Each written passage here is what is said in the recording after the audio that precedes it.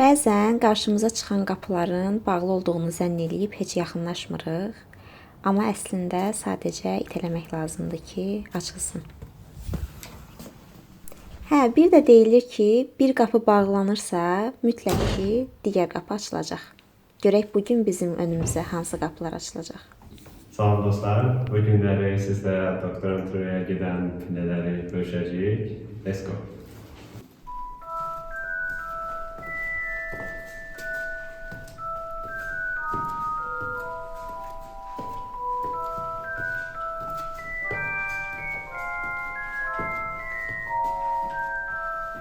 Bu pillələr asan deyil, bəzən yorulmaq da olur, amma ən əsas olan davamlılıq və o motivasiyanın olmasıdır ki, yenidən məqsədimizə doğru addımlayaq.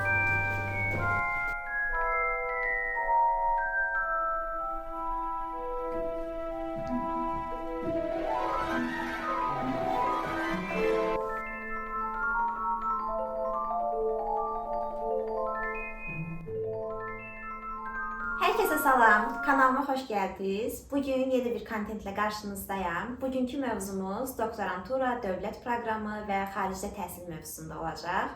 Müsahibim isə Zöhrabdır. Zöhrab, zəhmət olmasa özünü qısa şəkildə təqdim elə.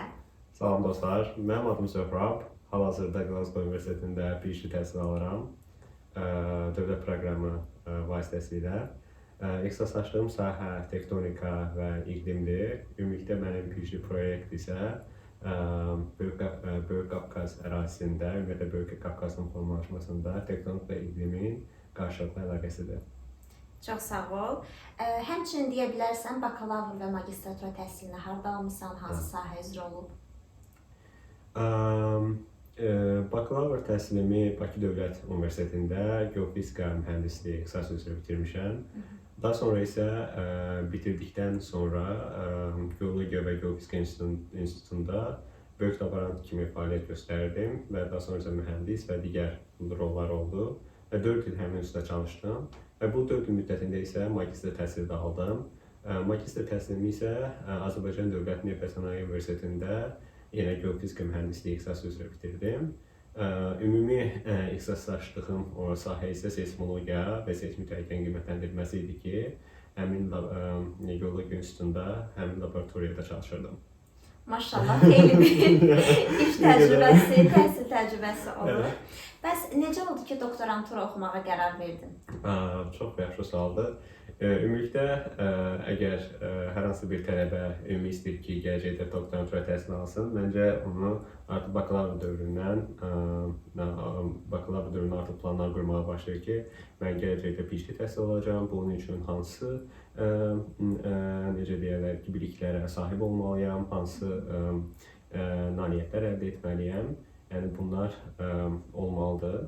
Mənim təcrübəmdən isə ümumilikdə məsələn geologiya sahəsinə maraqlıydım və ümumilikdə akademik olaraq davam etmək istədim və buna görə də PhD təhsil almaq qərar verdim. Belə, ümumilikdə ixtisas seçimi isə başqa bir storydir, o haqqında danışa bilərəm. Tamam, çox sağ ol. Bəs nəyə görə xaricdə doktorantura? Çox yaxşı sualdır. Deyə bilərəm ki, hər bir tələbə üçün xarici təcrübənin olması çox vacib amildir və hətta Glasgow Universitetində belə məsələn tələbələrə, PhD tələbələrə digər fellowshiplər, hansı ki Amerika Birləşmiş Ştatlarından, Avstraliyadan və digər ölkələrdən fellowshiplər olur ki, bunları apply etmə imkanı olur və burada olan supervisorlar da məsələn təcrübə olaraq deyirlər ki, ümumiyyətlə international təcrübə olmaq vacibdir və ümumiyyətlə məsələn hər sahə üzrə daha məsələn biz gəlirik ki, təhsil almağa, daha da özümüzü inkişaf etdirək və daha necə deyirlər yaxşı, daha professional olmaq üçün deyə bilərəm bu formada. Tamam. Doktoranturanın sənin karyera planlarına təsiri necə oldu? Artıq 3-4 aydır ki, hardasa buradasan. Düzdür, bəlkə də bu sual üçün çox tezdə cavab vermək, amma olduğun müddətdə səncə necə bir təsir oldu karyerana? Və ya təsiri olacaq? Bəli, hə. Ümumilikdə mən düşünürəm ki, karyera və yaxud da ki, əlaqələrin qurulması, bunlar hər bir tələbə üçün, xüsusilə doktorant üçün çox vacib amildir. Çünki sən öz əlaqələrini qurmalısan, yəni akademik əlaqələrini qurmalısan. Mənim baxımından deyə bilərəm ki, indi beynəlxalq olaraq burada müəyyən dərəcədə əlaqələr qurmaq olur və düşünürəm ki, bu karyera baxımından mənə müəyyən imkanlar açır. Belə. Tamam, təşəkkürlər. Bir də doktorantura ilə bağlı, ümumi gedişatı ilə bağlı axırıncı sualım budur ki, səncə doktorantura oxumaq hamı üçün uyğundur? Yəni hər kəs doktorantura oxuya bilər və ya oxumalıdırmı? Bu çox yaxşı sualdır və düşünürəm ki, çox aktualdır. Yəni doktorantura artıq bir elmi dərəcədir və siz bir akademik olaraq formalaşırsınız və nəinki necə deyirlər, hər hansı bir sahədə bir tədqiqat aparmaqdan əlavə, eyni zamanda da bir proyekt rəhbəri olursunuz və öz proyektinizi idarə edirsiniz və lider kimi yetişirsiniz. Yəni əgər siz gələcəkdə necə deyirlər, akademik olaraq davam etmək istəyirsinizsə və yaxud da ki, düşünürsünüzsə ki, mən bu sahə üzrə həqiqətən həvəsliyəm və istəyirəm ki, bu məsələni, bu problemin həllini tapım və mən düşünürəm ki, bu problemin həllində research lazımdır və bunu, əgər bu suallar sizdə varsa, o zaman doktorantura üzrə müraciət etməyə dəyər. Çox sağ ol. İndi keçmək istəyirəm dövlət təqaüdünə. Burada, yəni Azərbaycanın dövlət təqaüdü vasitəsilə təhsil alırsan. Qısaca deyə bilərsən, bu təqaüd hansı xərclərini qarşılayır, nələr daxildir? Dövlət proqramı, ümumilikdə dövlət proqramının rəsmi səhifəsində qeyd edildiyi kimi, ümumilikdə təhsil xərclərini, təhsil haqqını və hər bir ölkə və şəhər üçün müəyyənləşdirilmiş bir xüsusi stipendiya var. Stipendiya verilir tələbələrə və eyni zamanda da gəliş-gediş biletləri hər il olur. Çünki 3 həftə kandidata icazə verilir ki, ölkəyə qayıtsın və 3 həftədən sonra artıq təhsil aldığı ölkəyə qayıtmalıdır. Eyni zamanda da sığorta və viza xərcləri də dövlət proqramı tərəfindən qarşılanır. Bəzi hallarda bəzi doktorantura tələbələrin bench fee-ləri olur ki, əlavə xərclər. Məsələn, bu xərclər ola bilər laboratoriya xərcləri, xüsusilə məsələn public health-də və chemistry-də olan tələbələr. Məsələn, geologiyada məsələn məndə var ki, bu da mənim istifadə etdiyim göykimyəvi üsullarla bağlıdır. Bəs bu təqaüd kifayət eləyirmi sənə, yoxsa əlavə bir gəlirə də ehtiyac duyursan?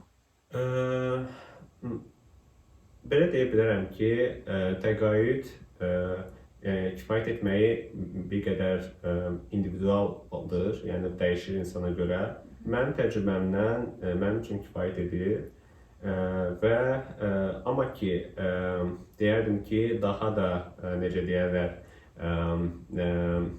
daha da əlavə xərcləri qarşılamaq üçün internshiplərə qatılmaq daha yaxşı olar, deyərdim, bir gələcək PhD tələbələrə. Bəs bir doktorant kimi təqaüd artıq bitəndən sonra, buradakı oxuma müddətin bitdikdən sonra nə öhdəliklərin var, yəni ölkə qarşısında? Bizim proqramda qeyd edildiyi kimi, hər bir doktorant namizəd xüsusi seçilmiş təhsil müəssisələri ilə razılıq məktubu təqdim edir və bu razılıq məktubunda qeyd edilir ki, PhD tələbə ölkəyə qayıtdıqdan sonra həmin təhsil müəssisəsində tam ştatlı pedaqoji fəaliyyət göstərməlidir. Mənim məsuliyyətim ölkəyə qayıtdıqdan sonra mənim seçdiyim təhsil müəssisəsində pedaqoji fəaliyyətimi davam etdirmək və burada əldə etdiyim bilik və bacarıqları oradakı tələbələrə aşılamaq və burada olan materiallarmı deyim, və yaxud da istifadə etdikləri metodlar, software, başqa üsulları orada tətbiq etmək. Bəs müəyyən qoyulmuş bir il, tarix var ki, məsələn, bu illər ərzində sən ölkədə işləməlisən? Bəli, bəli. Məsələn, talım ki, sizin proqram 3 illik və yaxud da 4 illikdir və siz bu proqram çərçivəsində öz proyektinizi tamamladınız və müəyyən sahə üzrə artıq PhD dərəcəniz var və ölkəyə qayıtdıqda həmin ildən etibarən 5 il ərzində həmin seçdiyiniz universitetdə çalışmalısınız ki, necə deyirlər, həmin kontrakta uyğun olsun. Tamam. İndi keçmək istəyirəm ümumi qəbul və müraciət mərhələsinə ki, bu sənin üçün necə oldu? Ümumiyyətlə doktoranturaya müraciət prosesi. Qərar verdin ki, mən doktorantura oxumaq istəyirəm, universitetləri araşdırdın. Yəni zəhmət olmasa bu proseslər barədə məlumat verərdin. Mən qeyd edim ki, mənim öz təcrübəmdən mən düşünürəm ki, bakalavr vaxtından artıq universitetdən də maraqlanırdım və buna uyğun olaraq IELTS almağa çalışırdım və öz ingilis dilimi inkişaf etdirirdim. Və qeyd edim ki, məsələn, əgər bir tələbə istəyir ki, müəyyən sahə üzrə PhD təhsil alsın, ilk öncə onun edəcəyi ilk addım öz sahəsi üzrə ən yaxşı universitetləri araşdırmaqdır. Çünki bəzən elə hallar olur ki, bəzi universitetlər bəzi sahə üzrə daha yaxşı mütəxəssisləşirlər və bu daha uyğun olar ki, həmin kandidat üçün bu universitetləri seçsin. Və məndə də belə oldu və öz sahəm üzrə bir neçə universitet araşdırdım. Bu təxminən mən 2 il ərzində müraciət etmişəm və yəni bir qədər mənim üçün yəni seçim olub, yəni digər universitetlərdən də. Və bu müraciətdə siz tam ki data science-dır. Data science-da məsələn sadə şəkildə Google-da search edə bilərsiniz ki, burada ən yaxşı universitetlər hansılardır, ora daxil olursunuz universitetin özünə və bundan sonra isə gedirsiniz ki, məktəbə. Bu universitet hansı məktəb var? Yəni School of, let's say, Earth Science and Geographical. Burada daxil oluruq, baxırıq ki, bizim sahəyə yaxın olan professor kimlərdir və bu professorun məqalələri hansılardır, etdiyi tədqiqat hansılardır və bunlar bizim etdiyimiz tədqiqatla üst-üstə düşürsə, həmin professional əlaqə saxlamaq olur və bundan sonra isə digər proseslər davamlı şəkildə gedir. Yəni orada digər proseslər dedikdə, əgər müsbət cavab alırsınızsa, professor sizi video görüntülü bir müsahibə dəvət edəcək və burada sizdən suallar soruşacaq və əgər uğurlu olursa növbəti mərhələlər artıq davam edir. Ümumiyyətlə, bəs müraciət üçün hansı sənədlər lazımdır? İlk öncə lazım olan vacib sənədlərdən biri dil sertifikatıdır və bu 7+ olmalıdır. Necə deyərlər, dövlət proqramı üçün. Amma eyni zamanda da universitetlər üçün də dəyişir. Məsələn, Cambridge Universitetindən bildiyim qədər 7.5-dir və digər universitetlərdə 6.5 olanlar var, 7 olanlar var.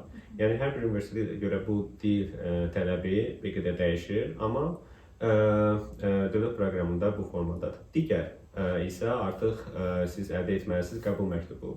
Hansı ki, siz müraciət etmişsiniz, yəni PhD bir qədər magistr kimi deyil.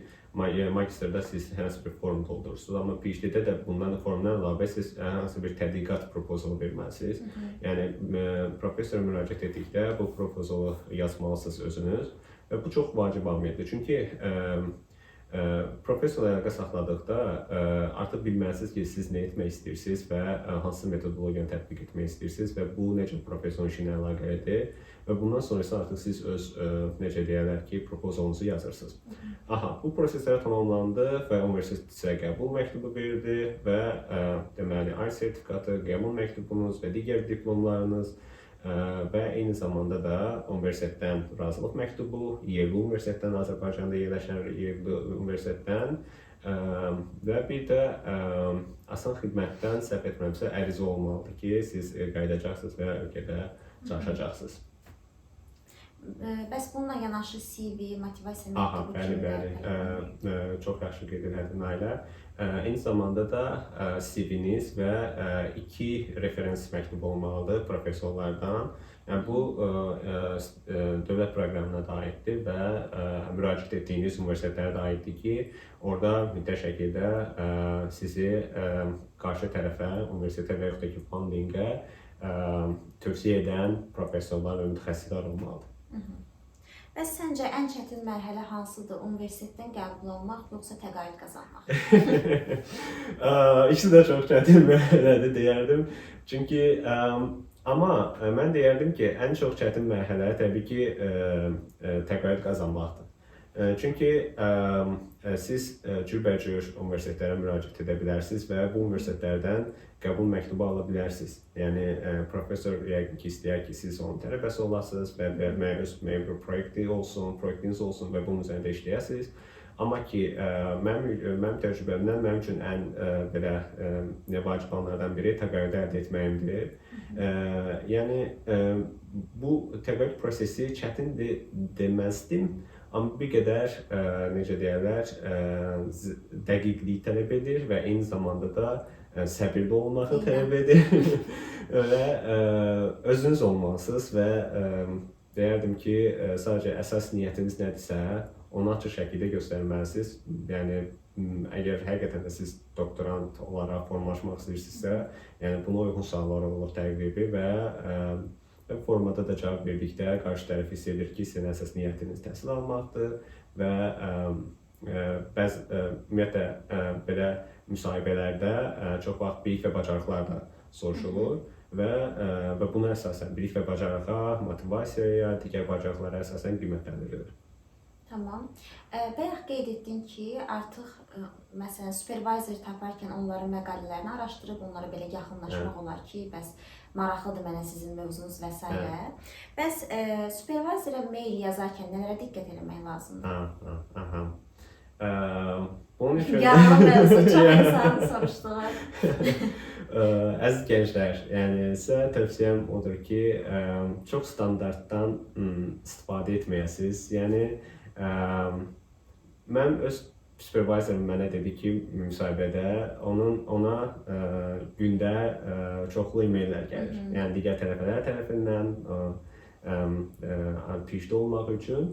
Amma ki, sizin e-mailiniz digər e-maillərdən bir qədər fərqlənməlidir. Nə dərəcədə? Məsələn, mən öz e-mailimdə artıq istədiyim mövzunun adını qeyd eləmişdim. Mən qeyd eləmişdim ki, mən Böyük Qafqazda iqlim və tektonik coupling mövzusu üzrə etmək istəyirəm və mən bilirəm ki, siz bunu APT-da tətbiq edəmisiniz, APT dağlarında və Kakossun forması və quruluşu həmin metodologiyaya uyğun gəlir. Və bu professor da qeyd elədi ki, bəs məsələn o mövzu adı qeyd etməyi mənim diqqətimi çəkdi. Yəni deməyim ondadır ki, müraciət edə spesifik olun. Yəni artıq siz bunu istəyirsiniz. Bu mövzu üzrə, tam ki, data analitika üzrə müraciət edirsiniz. Bu sahədə deyək ki, müəyyən metodologiya var. Mən bunu tətbiq etmək istəyirəm və bu problemi həll etmək istəyirəm. Bunu qeyd edirsiniz və qeyd edin ki, mən oxumuşam məqalə, həqiqətən oxuyun. Yəni sərf edin, bir qədər zaman sərf edin, əmək sərf edin. Yəni ki, diqqətlə oxumağa çalışın, ChatGPT-dən istifadə edə bilərsiniz. Yəni daha sizə analiz etsin cümlələri. Və proposal yazanda istifadə edəməyin. Belə oxuyanda istifadə edə bilərsiniz ki, daha da başa düşə biləsiniz. Zaman sərf edirsiniz, başa düşürsünüz, yəni bilirsiniz ki, bu adamın işi nədir, çünki fərqli ola bilir, yəni sizə yad mövzudur, yəni hamı da belədir. Amma bunu başa düşdükdən sonra müəyyən uyğun formada yazmaq olur. Yəni bu spesifik nöqtələri qeyd etsəniz, yəni düşünürəm ki, professorların diqqətini çəkəcək və artıq sizi potensial kandidat kimi görəcəklər və bu zaman sizə görə dönüşlər daha yaxşı olacaq. Bu mövzu ilə bağlı bir şey əlavə eləmək istəyirəm. Biraz yaralı mövzu nə baxımından. Məncə bəzi gənclər var ki, əsas problemləri spesifik olmaqdadır və sanki hər kəs bir növ asan yol axtarır ki, məsələn, kimisə işini görüm, mən də bunu tətbiq edeyim, buna oxşar bir şey edeyim. Kimdənsə nümunə götürmək təbii ki, yaxşıdır, amma bu artıq mənim müşahidəmə əsasən nümunədə daha çox kopyalamağa yönəlir çıxır və həm fərdiliyi itir, həm spesifiklik itir, həm də heç kim sanki əziyyət çəkmək istəmir. Asan yolla, kimsə bunu elədi, mən də bunu eləyim, onun işini məsələn eyni eləyim. Amma anlamaq lazımdır ki, həqiqətən insanları fərqləndirən onların özlərinə xas olan spesifik xüsusiyyətləri və istəkləridir. Yəni buna görə də demək istədim ki, qıraqdan baxanda uğura gedən yol asan görünür və ya kimsə qıraqdan məsələn deyə bilər ki, ay nə gözəl, bu ya asan imiş və ya asan görünür, amma əslində elə deyil. Bu hər şey üçün keçərli. İstər bakalavr, magistratura, doktorantura, ümumiyyətlə həyatda yəni məncə asan heç bir şey yoxdur. Ona görə də mən də məsələn demək istəyirəm ki, tələbələrə spesifik olsunlar həqiqətən də. Elə bu videonun məqsədlərindən biri də odur ki, yəni hər kəsin öz potensialı var. Bəli. Hamı öz potensialını kəşf eləsə çox yaxşı işlər Bəli, ortaya çıxar. Amma məsələn mənim potensialım yazmaqdır. Tutaq ki, mən görürəm Zöhrəb danışır, mən onu kopyalayım, amma onu da edə bilmirəm. Çünki öz potensialımı bastırıram, səninkini istəyirəm əldə edeyim, o da alınmaz. Onu da qeyd eləmək istədim. Nailə, çox yaxşı qeyd elədin. Bunun üstündən də mən bir əlavə etmək istəyirəm. Çox yaxşı qeyd elədin ki, orijinallıq, novelty. Yəni bu vacib amildir. Tam ki, gəldiyiniz universitetə, başlayırsınız təhsilinizi. Yəni burada siz professorlar, mən bilmirəm başqa ölkədə, məsələn, Avropa ölkələrində və Avstraliyada necədir, amma Britaniyada tamamilə fərqlidir PhD sistemi. Yəni sizin rəhbəriniz sizə demir ki, get bunu etməlisən, bunu etmə. Bu tamamilə sənin proyektindir və sən təklif edirsən və mən bu metodologiyanı istəyirəm, bunu tətbiq edə bilərəm, o sənə müəyyən dərəcədə yol göstərə bilər. Amma digər bütün proseslər artıq sənin məsuliyyətindədir və sən özün etməlisən və eyni zamanda bu novelty tələb edir, yəni orijinallıq tələb edir və necə deyirlər ki, sən onu artıq öz ideyalarını tətbiq etməlisən və ola bilər hansı metodologiyaları qarışdırasan və yaxud da ki, əlavə bir nəsə əlavə edəsən, amma yenə də bu sənin ideyan olacaq və sənin bir, necə deyərlər ki, fikrin olacaq və eyni zamanda da bu fikrin elmi olaraq əsaslandırmalısan da ki, aha, mən buna əsasən, bu teoriya əsasən mən bunu inanıram ki, bu belə ola bilər.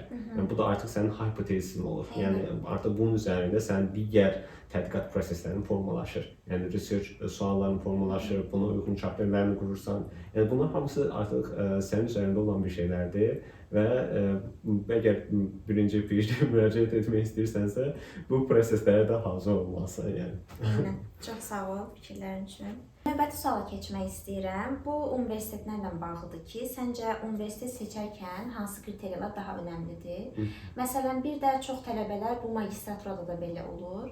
Universitet seçərkən baxır sıralamaya, ən yüksək, ən prestijli universitet isə deməli daha yaxşıdır kimi bir fikir var. Səncə həqiqətən belədirmi? Çox yaxşı sualdır, Nailə.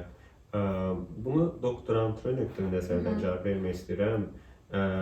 Belə deyim ki, siz tam ki, çox birinci və yaxud da ki, ikinci yerdən rankingdə olan universitetdən qəbul ola bilərsiniz. Amma bir məsələ var ki, siz etmək istədiyiniz tədqiqat, yəni sizin həqiqətən də istədiyiniz tədqiqatdır və inanırsınız ki, tam ki, birində qəbul almışsınız deyək Imperial College-dən 1-dədir, qəbul almışsınız deyək ki, Glasgow Universitetindən 78-dədir və Glasgow Universitetində istədiyiniz sahə, əsl sizin istədiyiniz sahədir və görürsünüz ki, professional tədqiqatları sizə uyğundur və müəyyən laboratoriyalar var, müəyyən, necə deyərlər, softwarelər var ki, sizin işinizə lazımlı olacaq. Yəni, amma bir də var ki, Imperial College-a baxırsınız və düşünürsünüz ki, aha, qəşəng universitetdir, yəni də onların da qəşəng laboratoriyaları var, yüksək səviyyədə də hər şey, amma biraz mövzu sizə ola bilər ki, bir qədər sizi cəlb etməyə bilər. Yəni, bu halda, yəni də o mövzunu da siz verirsiniz, amma müəyyən dərəcədə fərqli olur da, məsələn, ümumi olur və ixtisaslaşmada digər mövzuları da verə bilirsiniz. Yəni, artıq siz istəyirsiniz ki, istədiyiniz bir şey edəsiniz, çünki PhD çətin bir prosesdir və digər təhsil pillələrlə fərqlənir. Yəni, qeyd etdiyim kimi, bu sizin tərəfindən idarə olunan bir proyektdir və motivasiya müəyyən dərəcədə kömək edir, amma digər prosesdə disiplin də lazımdır. Amma demək istədiyim odur ki, müəyyən müddətdə yenə də bu sizin suallarınız, tədqiqat suallarınız sizi həyəcanlandırmalıdır ki, yəni bunun üçün həqiqətən sizdə işləmək həvəsi olmalıdır ki, mən buna cavab tapmaq istəyirəm, mən buna illərimi sərf etmək və əmək sərf etmək istəyirəm. Yəni bu nöqteyi nəzərdən deyərdim ki, aha, tədqiqatınıza uyğun olaraq universitetinizi seçmək daha uyğun olar. Ümumilikdə dövlət proqramında qeyd edilən universitetlər də yəni yüksək reytinqli universitetlərdir. Hər bir halda siz yenə yüksək reytinqli universiteti seçmiş olacaqsınız. Təşəkkürlər. Eynilə bununla bağlı mən də öz təcrübəmi bölüşmək istəyirəm. Yəni Glasgow Universiteti ən yüksək universitetlərdən, yəni nə mənada reytinqə görə ən yüksək deyil. Təbii ki, ümumilikdə yüksəkdir. Amma məsələn, mənim ixtisasımda mən nə vaxt ki, müraciət edirdim universitetlərə, mənim də buranı seçməkdə əsas səbəbim o oldu ki, mən epidemiologiya üzrə irəliləyəcəm və baxdım, bu universitet həqiqətən tədqiqat sahəsi üzrə çox yeniliklər eləyib və tədqiqat üzrə ixtisaslaşıb bir növ. Məsələn, keçdiyimiz dərslərdən də görürəm ki, araşdırmaya, tədqiqata daha çox önəm verilir. Müqayisə edəndə məsələn digər universitetlərdən tutaq ki, King's College olsun, Imperial olsun, onların ixtisaslaşdığı sahə digər yönümlüdür. Məsələn, ona görə də əsas olan mənə görə də o demək deyil ki, birinci, ikinci sırada olsun. Sən də qeyd elədiyin kimi mənim istəyimə uyğundurmu, əsas odur. Yəni bunu da bölüşmək istədim. İndi biraz keçək real həyat və çətinliklərə. Deməli, Su içməyə yedim, deyil mi?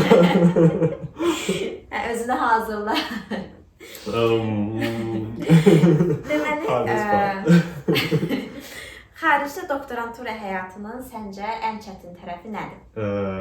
Ən çətin tərəfi. Təhlilici suallar.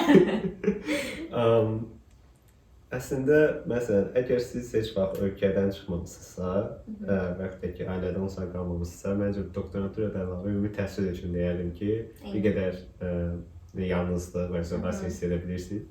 Amma bunlar keçicidir, narahat olmayın. Çünki müəyyən müddətdən sonra öz əhatənizi qurursunuz və dostlar qazanırsınız və o dostlar, yəni yaxın dostlarınız olur və o yalnızlıq da ki, çıxıb gedir.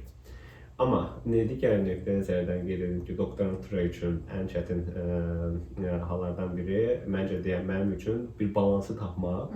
Yəni bu hallarda, yəni ikilərdə bir qədər də çətin ola bilir. Yəni bu alışmaq və sistem. Sistem çox, yəni mənim üçün, mənim çətinlik çəkdiyim bir şey sistemi alışmaq oldu. Yəni mənim üçün birinci, ikinci aylar çətin idi və insanların, necə deyərlər ki, buradakı sistemdə özlərinin rolları mı deyim, digər yəni münasibətlər mi deyim, mənim üçün çox belə qəribə gəlirdi. Amma yavaş-yavaş siz alışırsınız, yəni bu sistemi bir parçasına çevirirsiniz və sizin üçün artıq hər hansı bir çətin bir hal kimi yox da, bu halın bir parçası kimi hiss edirsiniz. Məsələn, spesifik deyə bilərsən, sistemdən nəyi nəzərdə tutursan ki, çətin oldu sənə? Məsələn, UK-də, Böyük Britaniyada, universitetlərdə rahat şəkildə siz istədiyiniz sualı soruşa bilərsiniz və ümumiyyətlə deyim ki, və siz professorlara adları ilə müraciət edirsiniz və bu sizə bir şans verir ki, daha səmimi olasınız. Yəni səmimi nə nöqtə nəzərdən qeyd edim, sual verməkdən çəkinməyəsiniz. Və ən axmaq sualı belə verə bilərsiniz. Yəni onlar bunu istəyirlər ki, siz nəsə sual verəsiniz, o sualdan nələrsə ortaya atılsın və onu müzakirə edək və hər hansı bir elmi bir nüans qeyd edək. Yəni bu hallar yəni mənim üçün çox yeni idi və necə deyirlər ki, hər kəs o sualları verə bilərdi və buna müvafiq cavab tapa bilərdi və digər qeyd edim ki, necə deyirlər, kritik olaraq öz fikrini bildirmək. Məsələn, tutalım ki, mən ilk gəldiyim dönəmlərdə birinci ayım idi ki, Nature jurnalında məqalə çap edilmiş bir tədqiqatçının, məsələn, postdokun belə müzakirəsini aparardıq jurnalın və burada belə bir üsul tətbiq edildi, sandviç üsulu. Yəni birinci, hamı bu şeylər haqqında qəşəng sözlər deyir, necədir, necə yaxşıdır. İkinci hissə kritik olur. Məsələn, siz kritik olaraq deyirsiniz ki, belə ola bilərdi, elə ola bilərdi. Artıq üçüncü halda isə ümumilikdə necə deyərlər ki, səhv etməmsə, ikinci halda ümumi səhvlər bu səhv oldu falan. Üçüncü halda isə bu belə olsa daha yaxşı olardı və bu sandviç üsulu tamamlanır. Yəni bu üsul, yəni bir növ qarşıdakı adamı da göstərir ki, yəni bu həm ona həm belə necə deyirlər ki, bəli, eyni zamanda da ona həm də ki göstərir ki, düzdür, yəni yüksək reytinqli jurnalda dərc edilib, amma eyni zamanda da bu tədqiqatın da müəyyən çatışmamazlıqları var, müəyyən bir tutan ki, sözün yazılmasında nələrsə var. Yəni bunlar mənim üçün belə sistemdə fərqli olan bir məqamlar idi və ümumilikdə dərs materialları çoxdur və kitablar mənim üçün çox fərqli oldu. Çünki Ümumiyyətlə geologiya sahəsi biz hesab edirik ki, sadəcə roklar, süxurlardır, və yaxud da ki, dağlardır, və yaxud da ki, digər necə deyirlər, yer elminə bağlı olan, yəni yeraltı ümumiyyətlə deməli tektonik proseslərdir. Amma ki, bu proseslərin öyrənilməsində bizə ən lazımı olan üsullardan biri matematika və fizikadır. Yəni sadəcə ümumi geologiya nöqteyi-nəzərdən yox da, ümumi fizika və matematikada olmaqla geologiya elmi birlikdə olur və belə məsələn geoloji problemləri fiziki və matematik üsullarla həll etməyə çalışılır. İndi isə o daha çox müasir dövrdə AI ilə və yaxud da ki digər coding üsulları vasitəsilə bu problemləri həll etməyə çalışır. Yəni sözüm ondadır ki, buradakı geologiya kitabları və digər tədris vasitələri çox fərqlənirdi və bu məni çox necə deyirlər ki, təəccübləndirdi və eyni zamanda da mənim çox xoşuma gəldi. Əla. Əslində belə komfort zonadan çıxmaq çox yaxşıdır, yəni insan inkişafı üçün. İndi gələk komfort zonanın digər bir məsələsinə, mental sağlamlıq və stres. Hansı ki, bir həkim kimi mənə çox maraqlıdır ki, sən bununla necə başa çıxırsan, özümə də buradan bir material yığır. Başa çıxa bilmirəm. Qeyd edim ki, məsələn, bizim universitetin çox belə xüsusi polisisi var. Məsələn, mental sağlamlıq, PhD prosesində mental sağlamlığınız necədir? Ümumiyyətlə, PhD sizi izolyasiya edir, 9-5 işləyirsiniz və ondan sonra evə gəlirsiniz və təbii ki, evdə özünüz tək yaşayırsınız deyə digər ev işlərini görürsünüz və çox sosiallaşmağa zamanınız olmur. Təbii ki, olur, burada cluster meetinglər olur, seminarlar olur, qrup meetinglər olur, supervisor meetinglər olur. Yəni də öz PhD yoldaşlarınızda bunlar olur, amma digər cəhətdən mental olaraq burnout etməmək üçün ilk öncə deyərdim ki, siz ayırmalısınız. Tutalım ki, 5-dən 9-a qədər mən işləyəcəm. Proyektim üzrə fokus oluram, mən proyektim üzrə çalışıram. 9-dan sonra artıq mənim öz həyatımdır, öz digər işlərimlə məşğul olmalıyam, tam ailəmə zəng vurmalıyam, və yaxud dostlarıma zəng vurmalıyam, tam digər xarici dostlarımla və yaxud da burada Azərbaycanlı dostlarımla harasa çıxmalıyam. Yəni bunlar artıq siz özünüz üçün qurmalısınız və balans əldə etməlisiniz ki, mental olaraq çətinliyə düşməyəsiniz. Mental olaraq çətinliyə düşdük, müəyyən problemlər həll edir. Çünki hər kəsin buna, yəni ki, bununla mübarizə etmək üsulu fərqlidir.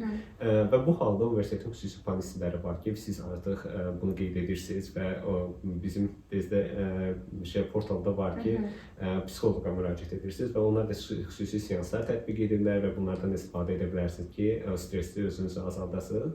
Və zamanla da biraz streslə mübarizə aparmağı da öyrənmək lazım olur və müəyyən müddətdə istirahət mütləqdir. Yəni müəyyən müddətdə mütləq istirahəti götürmək lazımdır. Yəni balansı mütləq şəkildə saxlamaq lazımdır ki, çünki bir il işlədiniz, hard, burnout etdiniz, artıq ikinci il sizə çox çətin olacaq. Yəni burnoutdan bir qədər o pilləyə çatdırmamaq lazımdır. Mən də öz təcrübəmi bölüşmək istəyirəm bu mental sağlamlıq məsələsində. Həqiqətən də tək yaşamağın gətirdiyi təcrübə çox yaxşıdır əslində.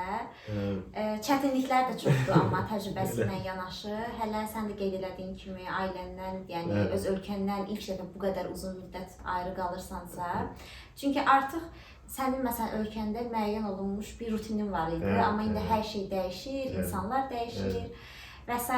Yəni bu mənim üçün də çox çətin oldu. Deyə bilərəm ki, artıq hər şeyi yerinə qoymuşam. Yox. Məncə bu proses onsuz da tam artıq hazıram deyə biləcəyim bir proses deyil. Daim öz üzərində işləməlisən.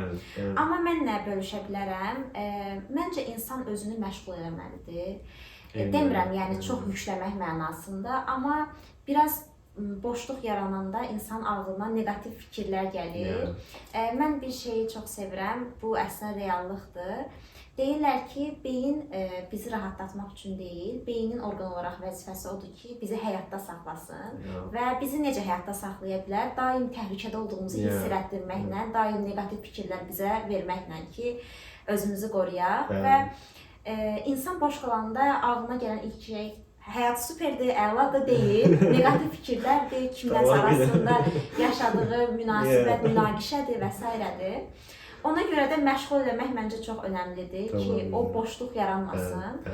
Amma digər vaxtlarda da insan gərək özü ilə çox vaxt keçirsin. Bəli. İstər yürüyüşə çıxmaq olsun, Bəli, hər hansı bir bəli, hobi bəli, olsun. bəli. Məncə bu proses əslində bir növ özünü tanıma Bəli, prosesidir. bəli, tamamilə. Və insanın 20'li yaşları hamı da belə deyir. Biz də məncə bunu yaşayırıq ki, özünü tanıma, Bəli, öz həyatını qurma, bəli. inşa eləmədir. Bəli. Ona görə də mental sağlamlıqla bağlı çox çətinliklər yaşamağımız da əslində normaldır. Bəli, Yaşamasaq bəli. məncə problem olardı. Eynən. Yəni bacaracağıq. Çətin də olsa bunun öhdəsindən gələcəyik. Yadıma bir məqam düşdü. O vaxt mən geologiya institutunda işləyirdim. Bir şey olan ki, mənim rəhbərim həmişə deyirdi ki, mən də adım olmalı, mən də ətdən sümükdən olacağım. Daş deyiləm ki, mən də hisslərim var. Yəni, biz də tələbə olaraq müəyyən şeylər hiss edirik. Bizim də bədənimiz ət və sümükdəndir. Ancaq oxumuram. Aha, keçək növbəti suala. Bu da hansı ki, tək yaşamaqla bağlıdır. Tək yaşamaqda səni ən çox çətinliyə salan nə oldu və ümumiyyətlə burada mədəniyyət fərqi olaraq məsələn nələri göstərə bilərsən ki, bizim ölkədən fərqlidir? Bacardığım qədər səmimi cavab vermək istəyirəm. Birinci, tək yaşamaqda olan çətinliklərdir. Hər şeyi öyrənirik zamanla. Məncə bunu da zamanla mən öyrəndim. Yəni yemək bişirməkdir deyim, mən heç vaxt yemək bişirməmişəm. Mən də. Yemək bişirməyi öyrəndim və hətta deyərdim ki, hal-hazırda mənim bir hobimə çevrilib. Çünki məsələn tədqiqatı bitirdikdən sonra evə gələndə fikirləşirəm ki, aha gedim YouTube videoya baxım, bu yeməyi bişirim özüm üçün falan. Həm məni məşğul edir, həm də ki bunu hazırladıqda daha yaxşı, sevincli hiss edirəm. Bu yaşadığım bir çətinlik idi yemək baxımından. Ümumi deyərdim ki, mən bir qədər belə accommodation baxımından məsələn ola bilsin ki, bizim cəmiyyətdə bir qədər elədir ki, məsələn kitabxanalarımız və yaxud da ki digər belə public spacelərimiz, accommodation əlavə public spacelərimiz bir qədər çox sakit olur və bizdə o sakitlik mütləq şəkildə qorunur. Çünki hər kəs qıcıqlana bilər, nəsə ola bilər. Amma ki burada universitetin kitabxanasında çox gözəl bir kitabxanası var və çox superdir. Mənzərəsi çox əladır və orada amma ki kimsə gəlsin yanınızda danışıb və gülə bilər və burada heç kəs də buna reaksiya vermir və bu bir qədər artıq ictimai olaraq qəbul olunmuş bir haldır və insanlar necə dərəcədə buna fokus ola bilirlər. Mənim üçün gəndə bu çətin idi. Mən bir ayımda çox qıcıqlandırırdı məni. Amma hal-hazırda mən görürəm ki, 3-cü ayımdır.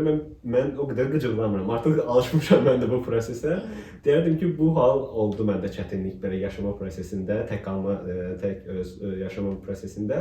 Amma digər proseslər hazırda müasir dövrdə artıq avtomatikləşdirilmişdir. Məsələn, digər laundrydir. Məsələn, bunu rahat şəkildə ödəniş edirsən, paltarların üyür maşın və digər də artıq sənin özünün fərdi xüsusiyyətlərindən asılıdır ki, digər işləri necə görəcəksən. Yəni tövsiyəm gənclərə ondan ibarət olardı ki, bunu bir qədər sistemli qursunlar. Məsələn, həftədə bir dəfə, həftənin qabağında bazarlığa getmək, digər həftə artıq məşğul, həftə son həftə, digər günlər bilirsən ki, müəyyən bir olacaq. Sənin ərzaqın, yəni belə hallar. Digər sual bir dənə də var idi, mədəniyyət fərqi. Mədəniyyət fərqi mənim üçün ən çox yaşadığım, mənim çox xoş təsir edən avtobuslarda növbə sırasının olması və eyni zamanda avtobusdan düşdükdə hər bir adam sürücüyə thanks driver, çox sağ ol sürücü deyib düşür və bu hal deyərdim ki, xüsusi olaraq Britaniya xalqına məxsus olan xüsusiyyətdir və onlar bunu çox qoruyurlar. Və ümumiyyətlə deyərdim, Şotlandiyalılar çox belə necə deyərlər ki, mehriban və istiqamlı insanlardır. Bəli, nəzakətli, mehriban, istiqamlı və bu şəhərin bir sloqanı var. People make Glasgow. Həqiqətən də insanlar Glasgow şəhərini, yəni Glasgow edirlər. Eynən. Əslində bu qıcıq məsələsi ilə bağlı mən də istəyirəm fikrimi bölüşüm. Ümumiyyətlə məndə də bu müqayisə çox oldu. Çünki sanki bizim xalqımız daha əsəbidir, daha aqressiv yanaşır hər şeyə. Amma burada daha həyat sakitdir, o mənada ki, yəni ictimai qınaq yoxdur əslində. Bu düzdür, bunun həm yaxşı tərəfi də var, pis tərəfi də var. Gərək hər şey dozunda olsun. Amma belə baxanda məsələn bizdə daha çox cəmiyyətdə kimsə nəsə hərəkət eləməyə tutaq ki, çəkinir. Adicə kimsə biraz yüksəkdən güləndə çönüb baxırlar, sanki bu pis bir şeymiş kimi. Yəni amma burada görürsən ki, məsələn belə şeylərə fikir verilmirsən, möhkəm də gülsən, hoppansan da, yəni insanlar bunu qınaq obyekti kimi baxmırlar, yanaşmırlar. Bu həqiqətən çox yaxşıdır və məncə elə ona görə də, qınama olmadığına görə də, məsələn sən kitabxanada səs də salsan, indi düzdür, əslində onun da yerləri var da, hər yerdə səs sala bilməzsən. Çünki bölüklərdə o zonalara görmürsənsə, daha sakit olan hissəsi var. Amma ümumilikdə yəni kiməsə bir sakitliyini pozmayacaq dərəcədə bir şey edirsənsə problem yoxdur. Tamamilə razı. Real həyat təcrübəsindən danışaraq bunu akademik həyatla əlaqələndirmək istəyirəm. Bir doktorantura tələbəsinin həyatı necə keçir? Məsələn, nə edirsən? Günlük rutinini bizə danış. Çox belə maraqlı sualdır. Deyərdim ki, günlük olaraq müəyyən bir saatda siz laboratoriyaya gəlməlisiniz. Mən laboratoriyaya gəlmə saatım saat 9-dur. Saat 7 üçün dururam. Digər, yəni ki, özümə yemək hazırlayıram. Bu naharımı etdikdən sonra artıq hazırlaşıram və avtobus istifadə edərək bir 15 dəqiqəlik məsafədə universitetə gəlirəm.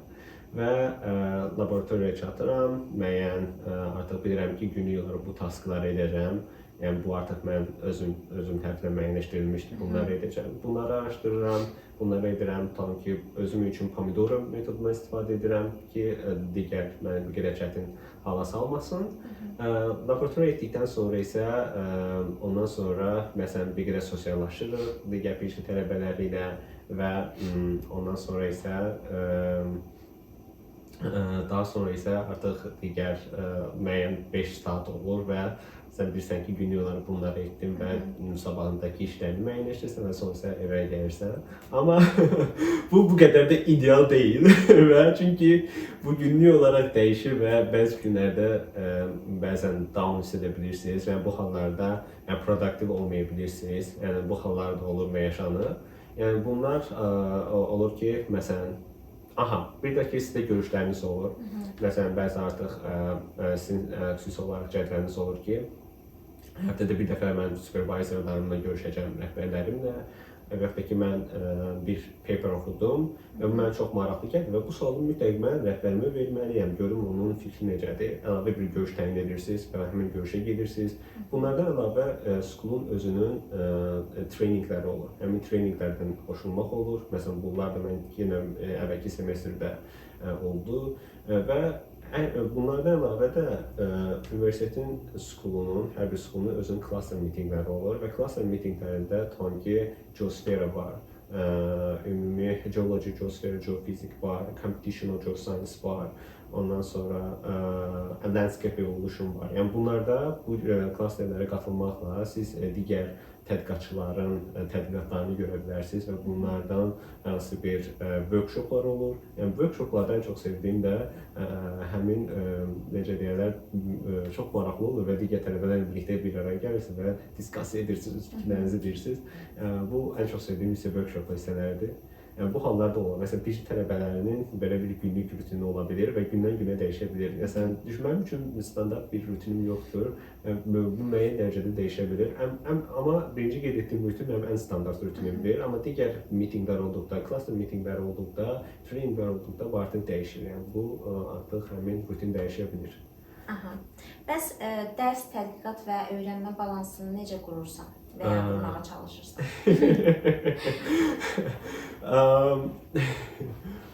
Deyərdim ki, mənim Glasgow gəlməmişdən əvvəl bir, necə deyərlər, dostum deyim və həmin insan artıq Almaniyada PhD-sini tamamlamışdı və onun dəyərli, necə deyərlər ki, fikirləri və məsləhətləri mənə çox kömək oldu. Nə baxımdan, həmin o dərslərdə balans tapma baxımdan. Çünki o mənə qeyd elədi ki, 9-dur, 5-dir, işlə, proyektin üzərində işlə, oxu, qeydlərini apar, highlightlarını et. okey, tamamdır, qələmi qoy kənara və dur, çıx get evə və necə deyirlər ki, parkda gəz, bir qədər bəli, istirahət edə, film izləyə bilərsən, şəkil çəkə bilərsən, aşağı düşüb uşaqlarla pul oynaya bilərsən, yəni hər hansı bir sosiallaşma edə bilərsən. Və yəni ki, burada onu deməyə çalışırdı ki, bu bir sistemin olsun və balansı qorumağa çalışır. Mən də bu mənə kömək oldu birinci, ikinci aylarımda. Üçüncü aylarımda artıq bir qədər deyərdim ki, həmin o seminarlar və digər treninqlər, digər mən dərəcədə, məsələn, artıq siz bilirsiniz ki, reading bu qədər yetirməlisin, oxumalısınız, amma bir qədər oxuya bilmirsiniz, artıq bilirsiniz ki, evə gedib bunu edəcəm. Amma o bir qədər adamı bir qədər çətinləşdirir. Deyərdim ki, onunla balans tapmaq daha yaxşı olar. Məsələn, mən ən çox çətinlik çəkdiyim isə çalışıram ki, bu həftə üçün və yaxud da ki, ay üçün qurduğum planları, deadline-larımı vaxtında çatdıra bilim. Əla. Biraz sual vermək istəyirəm bu məqalələr mövzusu ilə bağlı. İndiyə qədər hər hansı bir məqalə yazmısanmı? Təcrübən varmı? Əgər varsa, bu məqalə yazmaq, ümumiyyətlə onu dərc etmək prosesi necə olur?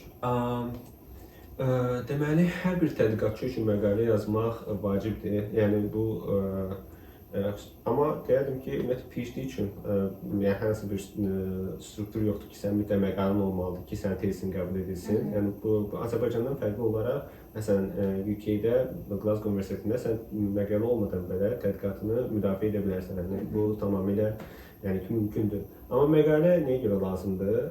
Həm sən konferanslarda iştirak etmək üçün, bir tədqiqatın öz nəticələrini göstərmək üçün, həm də ki, məqalə yazılması, məqalə ümumiyyətlə publish olmaq, həm ümumi sənin akademik cəmiyyətdə tanınmağın, sənin işinə referenslər edilməsidir, ümumiyyətlə HNX-in olmasıdır ki, yəni sən bir alim kimi artıq öz mövqeyini tutmağın üçün vacibdir. Mənim təcrübəmdə, mən Bakıda olanda, institutda çalışdığım müddətdə məqaləm var idi, hansı ki, Skopsda dərc edilmişdi. Bu, ümumiyyətlə mənim magistr proyektimi əhatə edirdi və seismologiyanın daxil idi. Deyərdim ki, bu proyekt çox uğurlu oldu və məni cürbəcür təqaüdlər qazandırdı. Bunlardan biri də State proqram və Türkiyə bursları və digər proqramlar idi. Və universitetləri qazanmada da bu, həmin yazdığım məqalə mənə çox kömək oldu. Və bu məqalə necə yazılır? Məqalə yazılması ümumi strukturu var əslində. Məsələn, ümumi introduction olur, metodologiya olur. Metodologiyanın əvvəl digər hissələr əlavə edə bilərsiniz və sonda isə conclusion və discussion əlavə edə bilərsiniz. Ümumiyyətlə, reference literature olur, sonda ümumi qeyd edirsiniz, hansı literaturedən istifadə edirsiniz. Bu qədər sadə görünməyinə baxmayaraq, bir qədər zaman alan prosesdir və yəni bir neçə illəri çəkir, çünki siz nəticə olaraq göstərməlisiniz, bu nəticə üçün də müəyyən analizlər aparmalısınız. Yəni bu belə olur, bu formada yazılır. Təşəkkürlər. Növbəti sualım konferanslarla bağlıdır. Hansı ki, doktorantura üçün müəyyən konferanslara qatılmaq lazımdır və bu xərci qarşılayırmı universitet və ya təqaüd? Deyim ki, bu sual çox aktual sualdır. Yəni ki, həm universitetlər üçün, həm də ki, təqaüd proqramları üçün. Bu təqaüd proqramına görə dəyişir. Bəzi təqaüd proqramları qarşılayır, yəni PhD tələbənin konferans xərclərini qarşılayır. Amma qeyd edim ki, dövlət proqramı PhD tələbələrinin konferans xərclərini qarşılamır. Yəni bu həmin fundingdə qeyd edilməyi. Və bu halda nə etmək olar? Ümumilikdə digər başqa konferanslar var ki, beynəlxalq konferanslar var ki, bu konferanslar sizin yaşayış xərclərinizi müəyyən gün üçün, yaşayış xərclərinizi, uçuş xərclərinizi qarşılayır və həmin konferanslarda iştirak edə bilərsiniz. Yəni bu bir qədər PhD tələbələri üçün yaxşı bir fürsətdir. Təşəkkürlər. İndi isə iş və karyera imkanları barədə soruşmaq istəyirəm. Doktorantura zamanı işləmək mümkündürmü? Bəli, mümkündür. Deyərdim ki, cürbəcür imkanlar olur və bunlardan biri internshiplər və teaching assistantdır.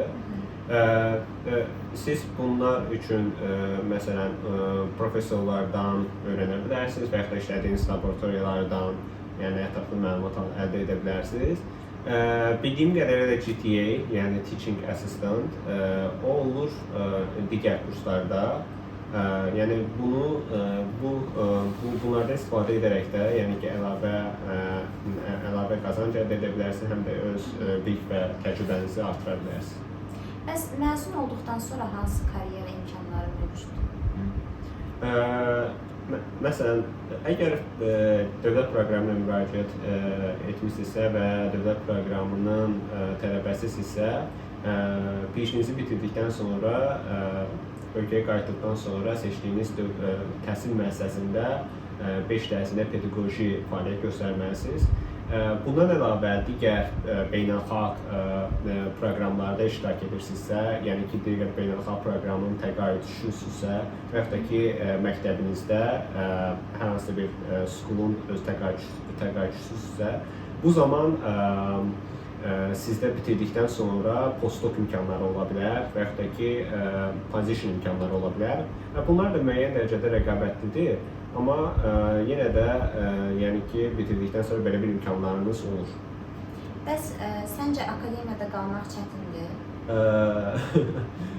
Bəli, məncə çətindir, çünki müəyyən tədris pilləsini, xüsusilə PhD-ni bitirdikdən sonra artıq siz müəyyən spesifik sahə üzrə professionallaşırsınız və həmin spesifik sahə üzrə doktor olursunuz və yəni bu kifayət qədər, yəni ki, dünya çərçivəsində müəyyən qədər limitli olur, yəni universitetdə.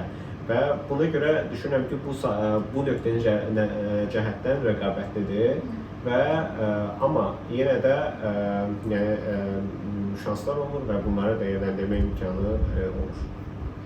Bəs sən öz sahən üzrə sənaye imkanları necədir? Çox yaxşı sualdır, Nailə. Mənim sahəm geologiyadır, bildiyiniz kimi. Geologiya sahəsində çox uşaqlar, gənclər müraciət edirlər bakalavr vaxtlarından, bakalavr bitirdikdən sonra, magistratura bitirdikdən sonra şirkətlərə. Onlar neft və qaz sektorunda işləyirlər, hansı ki, bu qazma, digər seismic interpretation və digər sahələri əhatə edir. Yəni, onlar üçün bu sahədə kifayət qədər yaxşı imkanlar var və kifayət qədər yüksək, necə deyərlər ki, əmək haqqı təklif edilir. Yəni, bu imkanlarda dəyərləndirən gənclər olur. Təşəkkürlər və hal-hazırda istəyirəm biraz tövsiyələr hissəsinə keçid edeyim. Ümumiyyətlə, doktoranturaya hazırlaşanlar üçün 3 əsas tövsiyə nə olardı? Çox yaxşı sualdır. İlk öncə deyərdim ki, tələsməyin gənclər. Həqiqətən də öz nə istədiyinizi ilk öncədən müəyyənləşdirmək lazımdır ki, siz bu sahədə professionallaşacaqsınız və bu sahədə PhD etmək istəyirsiniz və bu sahədə çalışmaq istəyirsiniz. Yəni, bu sizin bir növ digər həyatınızın bir parçası olacaq və neçə ilinizi həmin proyektin üzərinizdə keçirəcəksiniz və buna görə diqqətli olmağınızı, həqiqətən də istədiyiniz, sevdiyiniz bir proyekti seçməyinizi tövsiyə edərdim. İkinci məsləhətim ondan ibarətdir ki, supervisor seçərkən çox diqqətli olun. Sizin supervisorunuz çox yüksək H indeksi ola bilər və öz sahəsi üzrə çox professional ola bilər və eyni zamanda da yəni, çox yüksək indeksli məqalələri ola bilər. Və bunlardan əlavə, hər şeydən əlavə, onun insanlıq xüsusiyyətləridir. Diqqətli olmalısınız ki, o yaxşı insandırmı, çünki siz, necə deyirlər, kindness, yəni mehriban və yaxud da ki, necə deyirlər ki, communication bacarıqları necədir. Yəni, bunlar vacib amillərdir, çünki siz həmin insanla neçə illər işləyəcəksiniz, yəni bu 2 il və 4 il davam edən bir prosesdir və bu xüsusiyyətləri də yüksək olan bir rəhbəriniz olduqda işiniz də daha yaxşı olacaq. Həm sizin üçün əlavə hansı bir ekstra problem olmayacaq, çünki PhD özü yetəri qədər ağır bir prosesdir və bu sizi də prosesi ümumilikdə bir qədər rahatlaşdıracaq. Üçüncü, ən əsas məsləhətim ondan ibarətdir ki, daima çalışmaq və üzərinizdə işləməkdir. Əlinizdən gələnin ən yaxşısını etməyə çalışın və yenə də qeyd etdiyim kimi, Eyni zamanda da çalışın ki münasibətləriniz yaxşı olsun və yəni supervisorlarınızla və eyni zamanda da çalışın ki akademik cəhətdən əlaqələr qurasınız. Çünki bu akademik əlaqələr sizə yeni bir fürsətlər gətirə bilər, sizin üçün yeni bir qapılar aça bilər ki, bunlar yəni akademik həyatda vacib olan bir amillərdir. Bəs doktorantura üçün ən vacib olacaq xüsusiyyət səncə nə olar? Ən vacib olacaq xüsusiyyət deyərdim ki, resistance. Yəni ki, davamlılıq. Çünki doktorantura kifayət qədər challengingdir, çətindir və davamlılıq sizi çıxaracaq vəziyyətdən. O ki, qaldı belə hard skill. Deyərdim, ixtisasınızı çox yaxşı şəkildə bilməyiniz çox böyük bir sizin üçün plusdur və deyərdim, coding bacarığının olması ümumi vacibdir bir çox ixtisasda və ona görə də gənclər indidən bu bacarığınızı inkişaf etdirmək, deyərdim, sizə bir qədər işlərinizi gələcəkdə daha da asanlaşdıra bilər. Amma narahat olmayın, yəni bu olmasa belə, yəni burada da digər universitetlərdə də çox imkanlar yaradılır və bunu da rahat şəkildə inkişaf etdirə bilərsiniz. Eynən. Bəs neçə il öncədən hazırlaşmaq lazımdır doktoranturaya? Mentally, physically. Çox yaxşı sualdır. Bu ümumilikdə dəyişir, yəni çünki hər bir insanın təcrübəsi fərqli olur. Mənim təcrübəmdə 4 il, 3 il əhatə elədi və deyərdim ki, həm mən belə necə deyərlər ki, research təcrübəsi aldım. Daha sonra isə necə deyərlər, dil bacarığının inkişafıdır və digər bacarıqların inkişafıdır ki, dəyişir. Amma belə artıq siz 1 və 2 dərsində, hətta 1 dərsində belə siz seçdiyiniz universiteti müəyyənləşdirə bilərsiniz, istədiyiniz ixtisaslaşmanı müəyyənləşdirə bilərsiniz, sizin əlinizdə olan bilik və bacarıqlara nəzərən, daha sonra isə belə artıq müraciətlər edə bilərsiniz. Yəni, məndə bir qədər uzun çəkdi, amma sizdə 2 və yaxud da 1 ili əhatə edə bilər. Çünki mənə olan dostum var ki, hal-hazırda Sydney Universitetində təhsil alır. Özəl sektorda çalışırdı, data science-da, amma ki, yenə də, necə deyərlər, həmin o bilik və bacarıqlarına əsasən müraciət edilmişdi və çox universitetlərdən, rating universitetlərdən qəbul almışdı və təqaüddə qazanıb. Bəs hansı səhvləri təkrar etməməyi tövsiyə edərdin? Hansı səhvləri bir qədər düşündürücü sualdır. Deyərdim ki, heç vaxt cheating etməyin heç bir şəkildə. Çünki bacardığınız qədər zamanınızı səmərəli istifadə edin və istədiyiniz bir sahə ilə məşğul olun.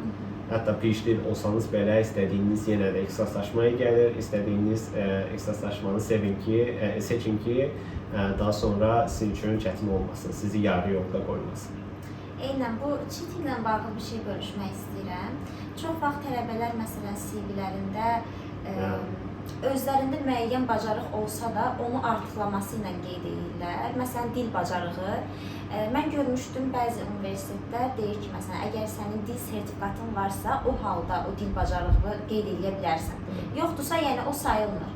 Bizdə amma çox vaxt rus dilini, belki türk dili, ana dili səviyyəsində, amma o sertifikat həqiqətən də bir göstərici olmalıdır ki, həqiqətən də sən onun sübutun var. Tamamdır. Bunu da əlavə eləmək istədim. Digər sualım akademik yazı bacarıqları və ingilis dili ilə bağlı olacaqdır ki, tələbələrin çoxuna da bu maraqlıdır, soruşurlar, necə inkişaf elətdirə bilərik? Sənin öz təcrübənə əsasən necə bölüşə bilərsən? Deyərdim ki, mən başlamışam ingilis dilini öyrənmək 2020-ci ildən. Yəni, bu mənim üçün bir qədər gec idi, amma ki, mənim IELTS skorum 7.5 idi və mən 3 il ərzində bir müəllimlə başladım, onlayn şəkildə oldu və sadəcə ingilis dili öyrəndiyimiz zaman, yəni biz onu bir dərs prosesi kimi yox da, yəni özümüzün şəxsi bir məqsədi kimi baxmalıyıq. Yəni tam olaraq nə demək istəyirəm ki, yəni sən başa düşməlisən ki, sənə dil lazımdır və sən tədrisini üçün bu sənin üçün açardır və bunu mütləq şəkildə sən öyrənməlisən və oxumalısan. Və bunu necə edə bilərsən? Bir qədər əyləncəyə çevirməklə, yəni ki, sevdiyin bir proqramlara ingilis dilində baxmaqla və necə deyərlər, yavaş-yavaş artıq bütün həyat prosesini müəyyən dərəcədə ingilis dilinə çevirməklə telefonunu çevirə bilərsən. Bir qədər klişe səslənə bilər, amma ki, kifayət qədər kömək edici metoddur. Və nəticə gözləmək 1 ay üçün, 2 ay üçün və yaxud da ki, hətta deyərdim 1 il üçün, yəni bir qədər deyərdim şey olar. Real deyil. Bəli, real deyil.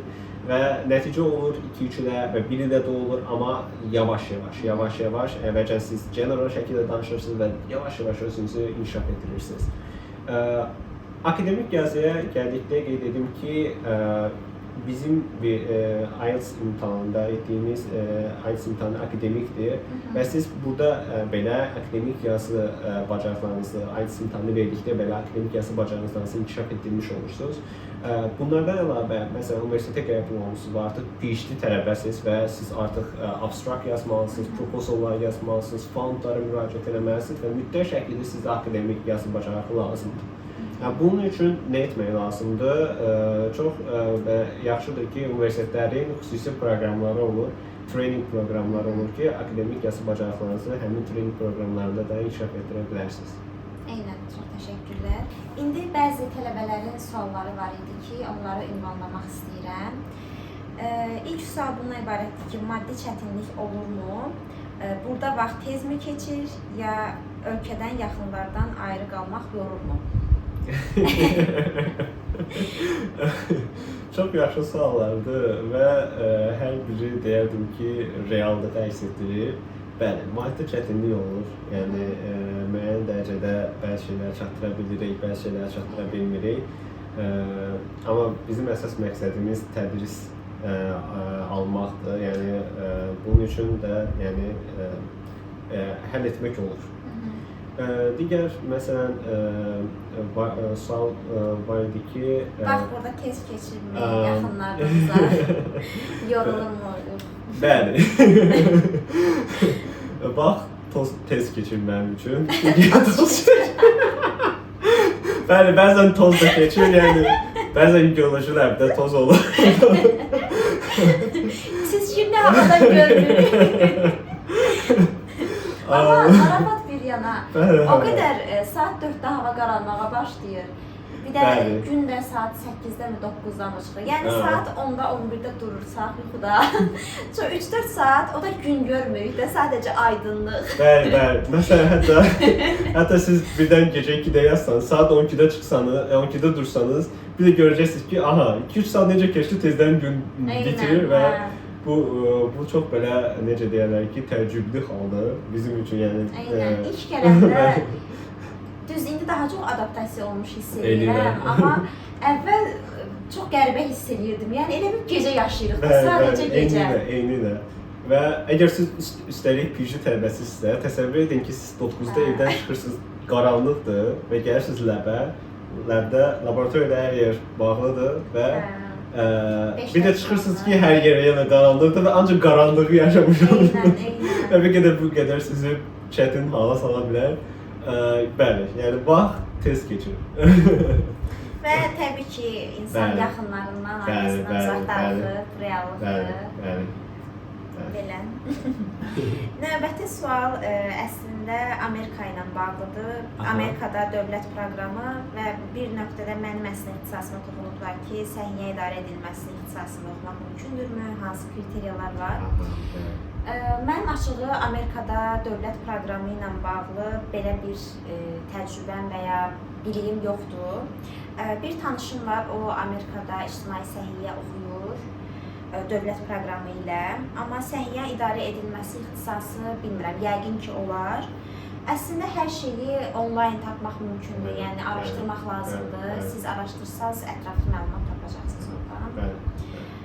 Növbəti sual, dövlət təqaüdü ilə magistr oxuyub, təhsil müddətində doktorantura qəbulu alsaq, ölkəyə qayıtmadan oxumaq imkanımız varmı, yoxsa mütləq qayıtmalıyıq? Bəli, ölkəyə qayıtmadan oxumaq imkanınız var, amma təbii ki, doktorantura təhsilinizi bitirdikdən sonra yenə də ölkəyə qayıtmalısınız və ölkədə pedaqoji olaraq universitetdə seçdiyiniz təhsil müəssisəsində, universitetdə pedaqoji olaraq fəaliyyət göstərməlisiniz. Və burada bir çox tələb olundu ki, bizim keçirilən PhD görüşlərində həmin tələbələr Oxforddan və yaxud da ki, Türkiyənin digər universitetlərindən magistr dərəcələrini bitirmişdilər və PhD dərəcəsi üçün müraciət etmişdilər və ölkəyə qayıtmadan PhD dərəcələrini, təhsillərini davam etdirdiklərinə görə yəni onlara icazə verilmişdir və hal-hazırda PhD təhsilini alırlar. Təşəkkürlər. Və son sual yenə mənim ixtisasım üzrə gəlib ki, Almaniyada magistr oxumaq üçün nə lazımdır? Yenə də bunu siz araşdırıb tapa bilərsiniz. Bildiyim qədərilə TESTAF dil imtahanı sertifikatı tələb olunur Almaniyada magistratura üçün. TELK də səhv eləmirəmsə olur. Bununla yanaşı sənədlər hardasa aşağı-yuxarı məncə hər yerdə eynidir. CV-dir, motivasiya məktubu, rekomendasiya məktubu, dil sertifikatı və s. Amma yenə də universitetlərin özünün müxtəlif spesifik tələbləri də olur. Ona görə də araşdırmanız daha yaxşı olar. Biz yəni UK-də, Şotlandiyada təhsil aldığımıza görə burayla əlaqəli suallara cavab verə bilərik. Amma digər ölkələrlə bağlı gərək araşdırma aparasınız. Suallarım bu qədər idi. Çox təşəkkür edirəm Zöhrə, bugün kanalımda qonaq olduğun üçün və suallara dolğun, ətraflı, həmçinin də səmimi şəkildə cavab verdiyin üçün. Ümid edirəm ki, bu video bir çox tələbəyə həm ümid olar, həm maraq yaradar ki, kim ki ağlında var idi doktorantura oxumaq, bəzi çətinliklər var idi, düşünürdü və ya suallar var idi beynində, o sualların cavab tapmış olar. Məndən bu qədər. Sən əlavə eləmək istədiyin hər hansı bir şey varmı? Mənim üçün çox xoş oldu. Çox təşəkkür edirəm dəvətin üçün. Çox belə səmimi ortam oldu və mənim üçün çox xoşdur ki, öz təcrübəmi bölüşüm, gənclər üçün faydalı olsun, onların necə deyirlər, müəyyən dərəcədə yollarına bir qədər şıq qatsın, yaxud da ki, müəyyən köməkliyi olsun. Mənə çox xoşdur. Çox sağ ol, təşəkkür edirəm. Və dostlar, bu qədər bugünkü doktorantura və dövlət proqramı barədəki müsahibəmiz sona çatdı. Əgər hər hansı sualınız varsa, şərhlərdə qeyd edə bilərsiniz. Növbəti dəfələrdən hansı tip videolar görmək istəsəz qeyd edə bilərsiniz. Çox sağ olun baxdığınız üçün. Görüşənədək. Sağ olun. Sağ olun.